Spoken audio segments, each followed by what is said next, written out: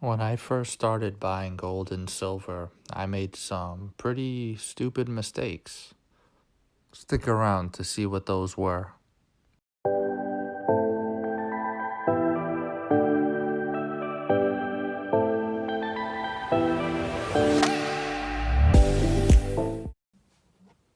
Hey, what's going on today, stackers? So, today I'm going to share some of the mistakes that I made when I first started buying gold and silver, and I'm going to give you some helpful tips when buying and or selling. So, let's get started. So, when I first started stacking, I was pretty young. I was around 17 years old. It was 2011. Gold and silver were pretty high, and I was buying at those highs. It was very discouraging to watch it keep dropping over time, and I sort of lost interest, after a couple of years. I was dumping every last penny that I had into gold and silver. And I was getting pretty frustrated watching my stack just dwindle and go down and down in value. And it wasn't the smartest thing for me to do at that young age. I was going to college after high school, and I didn't really have much money. All of the money that I pretty much had saved was in gold and silver. I didn't have the emergency fund or anything. I remember having to sell a lot of it, and eventually all of it, after not too long. So, and as soon as you buy this stuff, you're pretty much in the negative right off the bat, whether it's price fluctuations or, the premiums that you pay.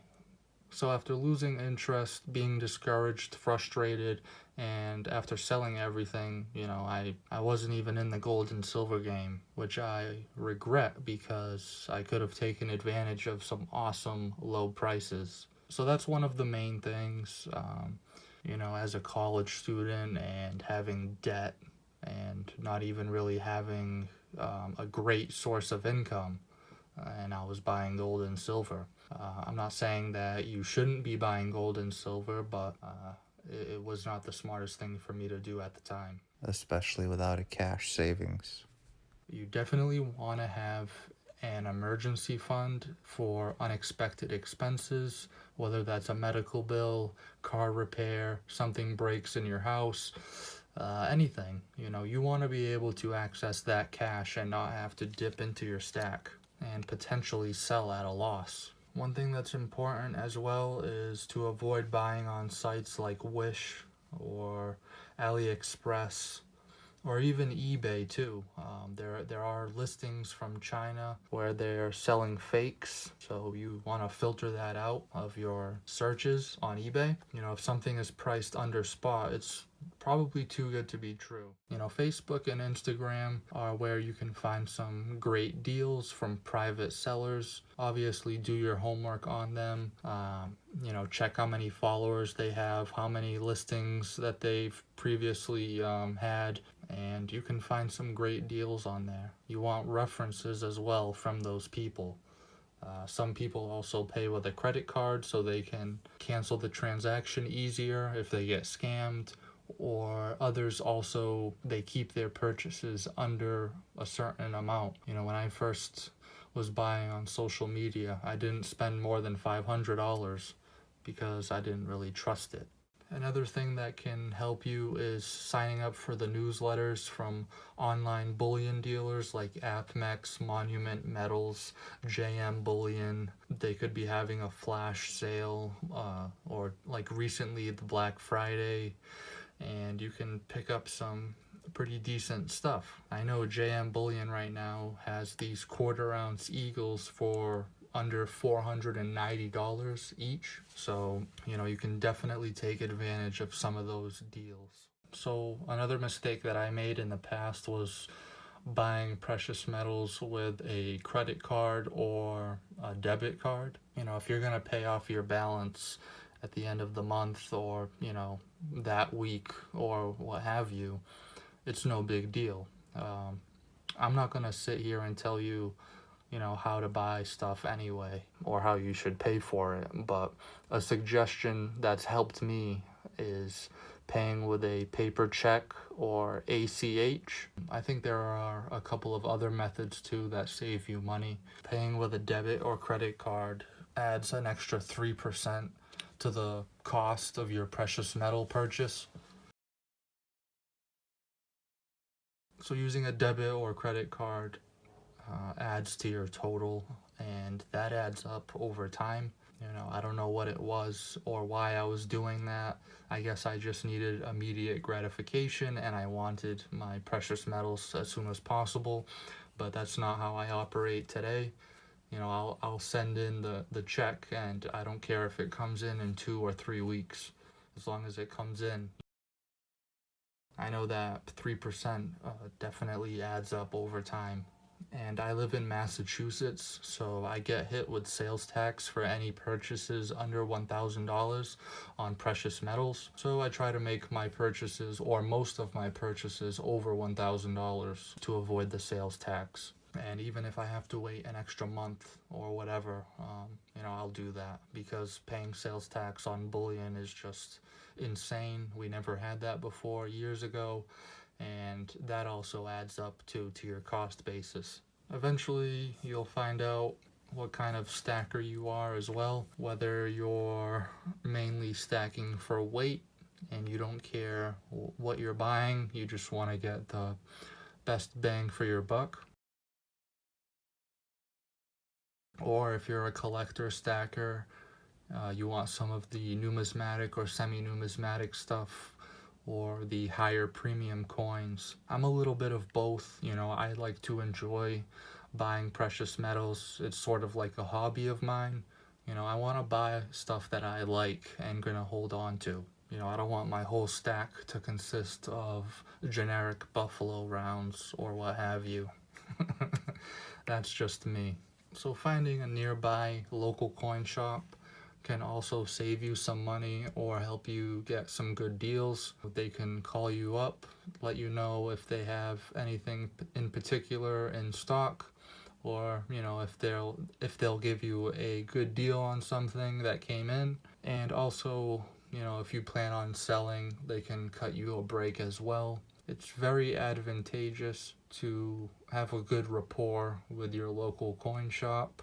Some of them that I've encountered in the past haven't been the friendliest of people, and I like to go in and talk shop, BS with them. They'll help me out, and it's awesome. I don't always like to make my purchases online. It kind of gets boring after a while, and sometimes I can find better deals in a brick and mortar shop. Buying all of your precious metals at once also isn't the smartest idea. You want to dollar cost average your stack over time. Buy one gold coin this week and then maybe a few silver rounds the next week, or however you plan on making purchases. But spending $10,000 all at once isn't gonna be the smartest approach, because spot will fluctuate. It could drop, that week that you go all in, and you don't want to be kicking yourself after. So dollar cost averaging is your friend, and making purchases on a regular basis is probably the best approach. If you see the price of gold and silver going down, don't panic. You're not losing money. You'll only lose if you go to sell. Don't panic sell. Just keep on buying more. You want to allocate cash to be able to buy any dips in the market. You also want that emergency fund that I talked about. So I recommend that if you have more than $10,000 that you plan on allocating to gold and silver, to go more heavy on gold. It's definitely more convenient to store, and especially when you go to sell later on, instead of selling all individual pieces of silver, you can just sell maybe a couple of coins, to get some cash. It's definitely more feasible in that respect. And like I said, it's a lot easier to store and it'll take up less space. Now, if you plan on selling some stuff, maybe go to or call your local coin shop, see what they're paying for that particular item, and go from there. If you don't like the price, you can try social media. You could start small by selling a few rounds of silver, get your reputation up, become credible, and then you can maybe sell some of the bigger ticket items in your stack. One very important thing, and I probably should have started out by saying this, is to get rid of any high interest rate debt that you have. You don't want $10,000 or $20,000 of credit card debt and while you're stacking. And like I said, I'm not going to try to sit here and tell you what you should be doing, but it's in your best interest to get rid of that high interest rate debt as soon as possible. I went through that as well. I got rid of all of my high interest rate debt. I paid off my truck after a year, and any returns that you will make on gold and silver, if any, it's not going to surpass the interest that you're paying on that, credit card or high interest rate debt. That interest is going to accumulate fast, and you don't want to be allocating extra money into gold and silver while you could just get rid of that debt.